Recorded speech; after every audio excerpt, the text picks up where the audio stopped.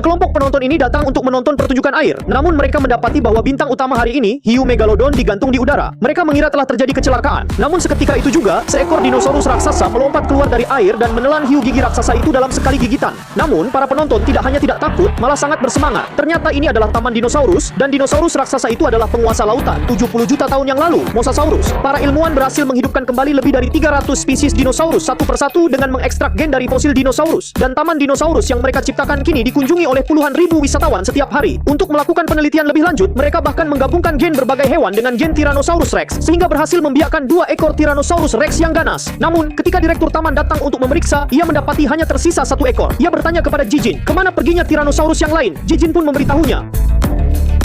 Setelah mendengarnya, kepala taman merasa merinding di punggungnya. Lalu dengan ketakutan bertanya, makhluk seberbahaya ini, apakah benar-benar tidak akan kabur? Jejin meyakinkannya, tenang saja, pagar di sini terbuat dari paduan titanium 24K, jadi naga brutal pasti tidak akan bisa keluar. Baru setelah itu kepala kebun binatang itu merasa lega. Namun, pada hari itu, ketika mereka bersiap memberi makan naga brutal, mereka mendapati binatang itu telah menghilang. Jejin memeriksa seluruh rumah kaca dengan kamera inframerah, namun tidak menemukan jejaknya dimanapun. Saat itu, pelatih Owen menyadari ada yang tidak beres. Di dinding ternyata terdapat bekas cakar raksasa dari naga brutal. Mungkinkah makhluk besar ini telah melarikan diri? Owen segera masuk ke dalam rumah kaca untuk menyelidiki lebih lanjut. Melihat bekas cakar raksasa yang membentang hingga ke puncak pagar, sepertinya makhluk ini benar-benar merayap keluar mengikuti dinding. Namun tiba-tiba, peringatan terdengar dari ruang kontrol. Sinyal naga brutal kembali terdeteksi di dalam rumah kaca. Ternyata makhluk raksasa itu tidak pernah meninggalkan tempat itu sejak awal. Dengan kecerdasannya yang tinggi, ia menemukan titik buta kamera dan bersembunyi di dahan pohon besar itu. Sedangkan bekas cakar di dinding adalah jebakan yang disengaja untuk memancing petugas membuka pintu. Keduanya melarikan diri seperti orang gila, tetapi salah satu dari mereka, karena berlari terlalu lambat, ditelan bulat-bulat oleh naga keji. Untungnya, Owen berhasil berselip melalui celah pintu dan bersembunyi di bawah mobil. Namun naga brutal ini ternyata memiliki gen anjing, sehingga langsung mencium bau pekerja lainnya dan langsung menambah porsinya. Namun hal itu tak membuatnya kenyang, dan seketika itu juga ia berjalan menuju arah Owen.